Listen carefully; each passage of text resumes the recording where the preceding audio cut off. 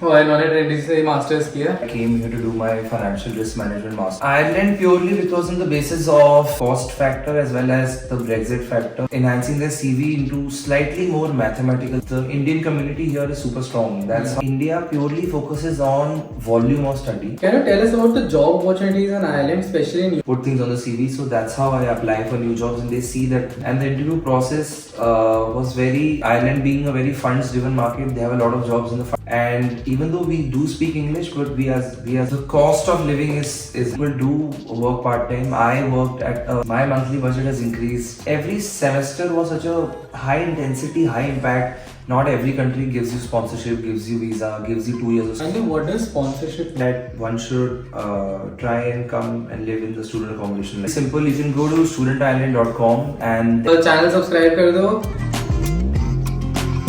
Hey guys, welcome back to my YouTube channel. आज है 11 दिसंबर और ये मेरी इंटरव्यू सीरीज का एक और इंटरव्यू है. ये निश्चय भैया मेरी बहुत सारी वीडियोस में आपने देखा होगा है ना, और इन्होंने ट्रिनिटी से मास्टर्स किया. बाकी ये खुद बताएंगे अभी. निश्चय भैया, can you briefly introduce yourself and tell us about your educational background in India? Hi, so yes, my name is Nishchay, and my educational background from India was that I did my BBA from Delhi, from IP University, and here I came here to do my financial risk management masters from Trinity. Then now I'm working here since 2 years. What motivated you to pursue a master's degree in financial risk management at Trinity College Dublin? Like the motivation was that firstly FRM is a very quantitative course, and I always wanted to go into core finance, and I felt like this will give me slightly more edge as compared to normal finance course because it has the finance subjects as well as the risk management subjects, and it's always better to have external knowledge so that in the job market search they see that I have like operational risk, market risk, credit risk. All these things can help me crack better roles. So that's the only reason I thought that FRM would be a slightly unique choice than just doing simple MSc finance. Both are good, but I just thought for my profile personally, because I like risk analyst roles more, or I wanted to get into valuations or M&A, something like that. So maybe I thought this would give me an edge. And why did you choose Ireland? Ireland purely because on the basis of I think it's the same reason for everybody, because UK was earlier a major hub, but due to two main factors such as like cost factor as well as the Brexit factor, it's not a viable option anymore. So I thought rather than spending my energy into learning a new language, I should probably focus on learning my course, and that was Dublin itself, because after the Brexit everybody moved to Dublin, and I felt that it's in Europe as well as it's an English-speaking country and will help. And I'm huge on traveling, so I thought I'll travel Europe as well.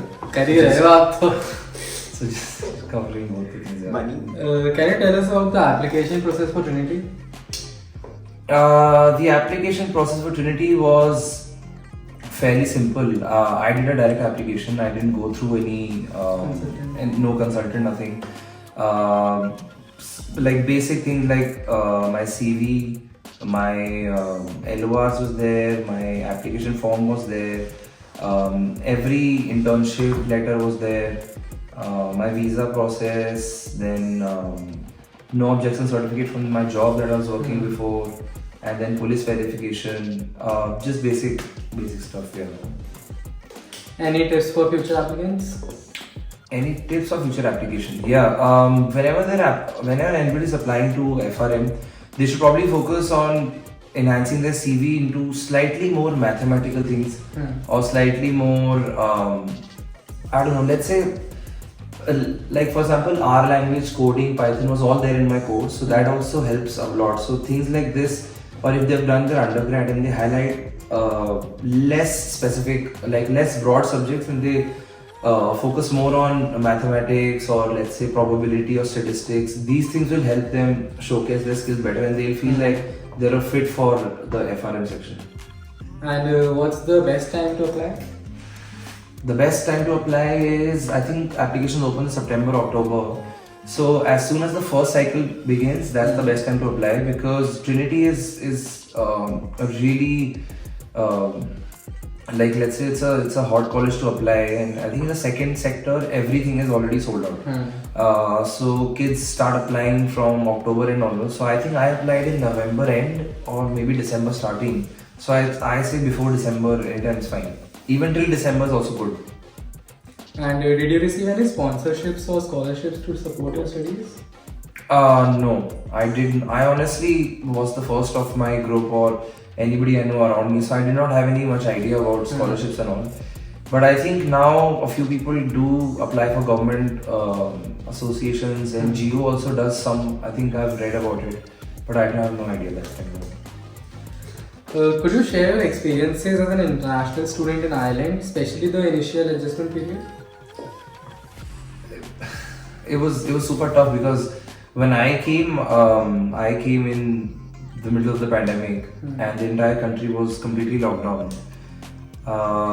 But if I extend my answer to 2021, where things started to open and I met people, I felt that the Indian community here is super strong. That's how I met so many people, and I was feeling like it's home away from home. Initially, yes, it is super tough, and you have to deal with basic chores, getting used to the culture, new people, and obviously doing your education. But these four are the things a person looks when they're outside their home and comfort zone. So it's all a part of growing up. So it was fairly okay after the first year, but the first year was tough, not easy. Rashmi, you have experienced both Indian education and Irish education system.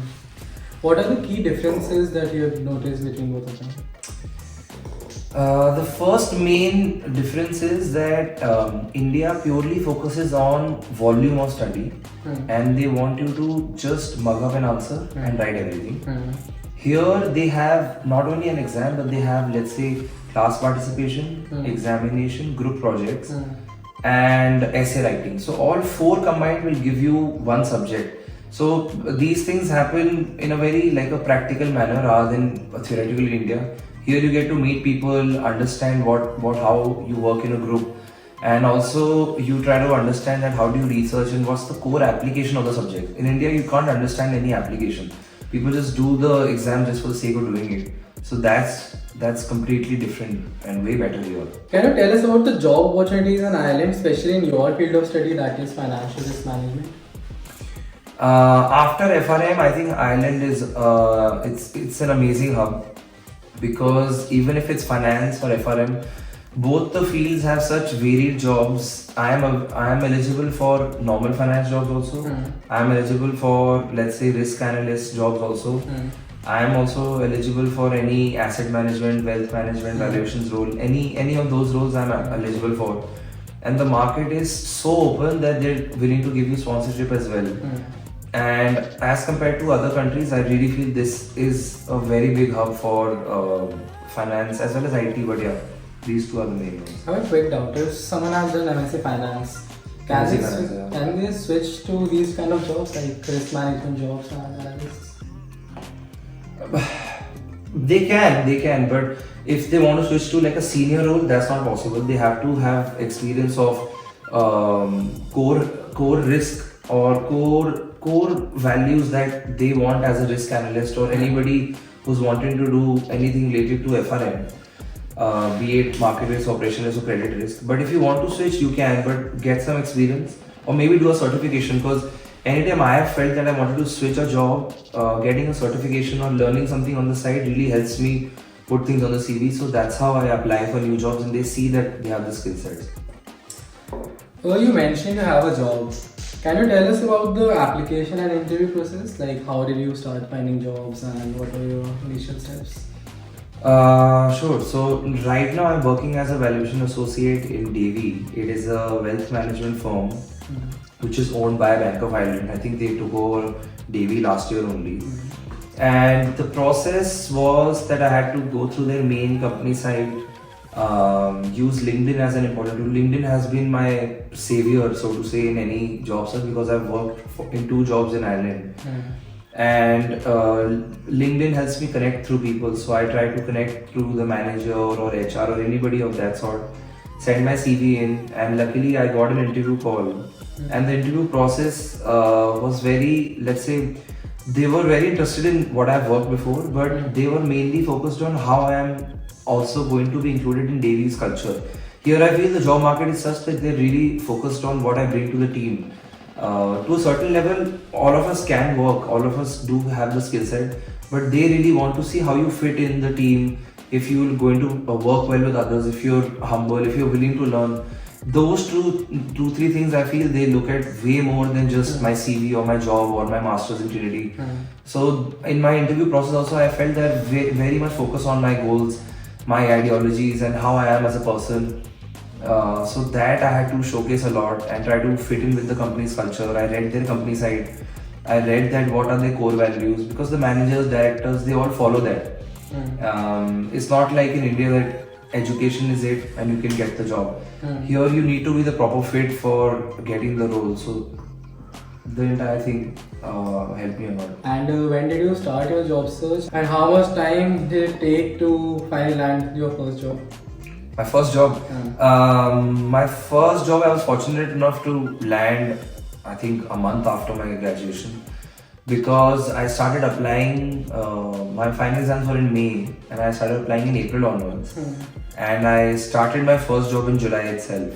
So that's what I was saying, with your masters you can still apply at the later stages, and if you get a few interview calls and hopefully try to crack it as soon as possible, you can get in the market very soon, because the variety of jobs as well as the number of jobs are also a lot. Like Ireland being a very funds driven market, they have a lot of jobs in the fund sector, operations also, back end, front end. So they have quite a few variety, and no job is like lesser or upper than the other one. I feel everything, if you want to learn in finance, it's all very linked.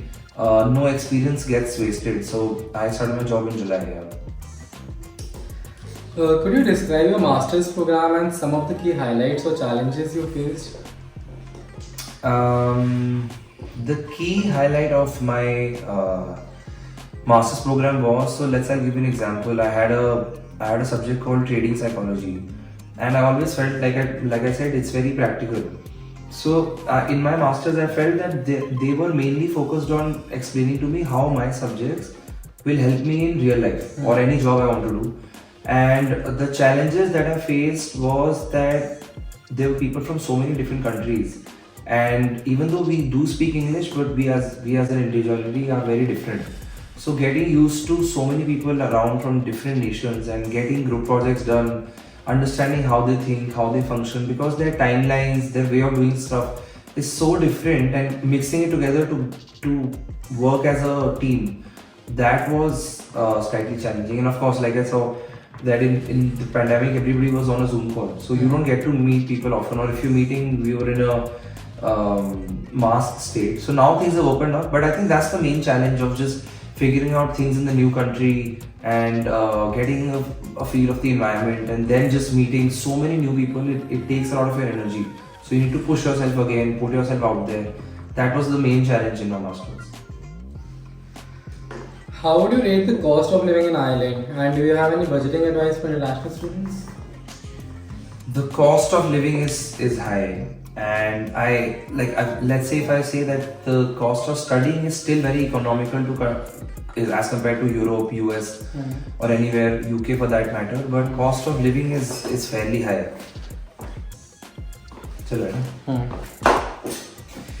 Cost of living is super high because of like the inflow of immigrants is so high, and the space is limited. So because of the housing crisis, the amounts are pretty high. And if you want to tackle the money aspect of things, part-time work is an aspect. People do work part-time. I worked at the subway for a particular amount of time. Only to that extent that I don't hamper my exams. I don't hamper my main goal of coming here and getting my master's degree. Other than that, your part-time work is a big aspect of things. And as soon as you do your master's, if you get a job, you can easily get your expenses out of the way. So it just goes hand in hand. So if I may ask, what's your monthly budget nowadays? My monthly budget has increased from masters because I was working here. But I think, let's say if my rent is around 1000, 1100, or anything below 1200 is fine. For me, anything above 1200 would be a lot. And my expenses I try to curb till 150 a week, because that's realistic. Because let's say I buy groceries, I meet somebody, I go out. So 150 is there. Of course, there are a few weeks that I could probably extend this, and there are a few weeks which are even lesser than 150 if I'm cooking a lot at home. But I think saving is a lot to do with cooking at home. It also helps to save a lot of money. But yeah, I think 150 into 4, so on an average, 600, 700 plus the rent. So. What are some cultural differences you have observed between India and Ireland that students should be aware of? The main cultural difference is that I think people come from anywhere from India, they have a lot of warmth inside their heart.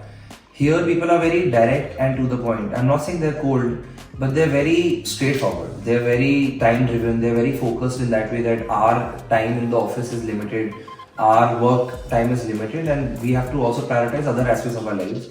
So they're very sorted that way. They don't extend, they don't linger on, they're very on time, so to say, which I think as a person, I'm not saying all Indians are not on time.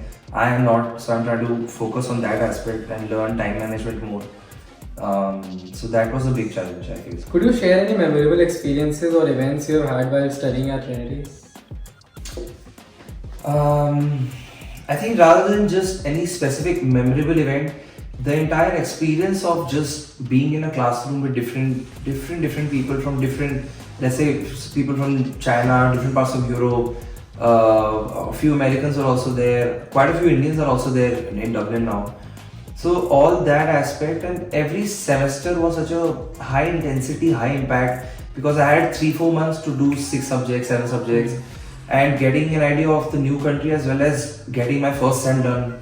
Then I get New Year's, and then the second sem is done, then working on a dissertation. So it really does impact your mind, and you need to just upscale at a very high pace. So I felt my graph of learning was a lot. So that in general, that was my main focus. And how did you balance academics and social life as an international student? By sacrificing a lot of sleep, because I am fairly social, and I do enjoy going out. So I'm not the kind to just stay at home, study, even though I understand studying is important. But I try to manage as much as possible, try to get an idea of what the deadline is, and as well at the same time try to meet people if around my area. And Dublin is pretty walkable, and its best part is that honestly commuting. It's not too big that you'll have to plan so much in ahead. So I think that helped me a lot. What advice would you give to prospective international students considering Ireland for their education?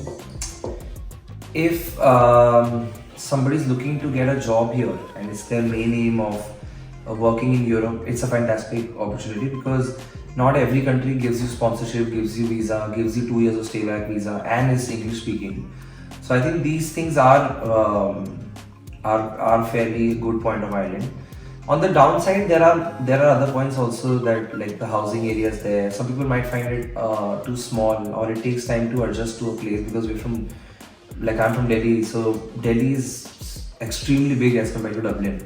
But it has its own charm. So if somebody wants to spend a few years, learn the academic skills and work here, I honestly feel it's a good opportunity. Can you explain the process of applying for a master's visa in Ireland? Master's visa in Ireland, it wasn't too tough, honestly. It's like applying for any other degree. What one needs is their 10th, 12th, any certificate that they have, any proof of education, any course they've done. So basically what they need is proof of everything that's academic. Then my undergrad degree, my mark sheet of every semester. So India, I did my undergrad for 3 years. Mostly, if you're not doing engineering, it is for 3 years. So 6 semester mark sheets, and the police verification was there, and then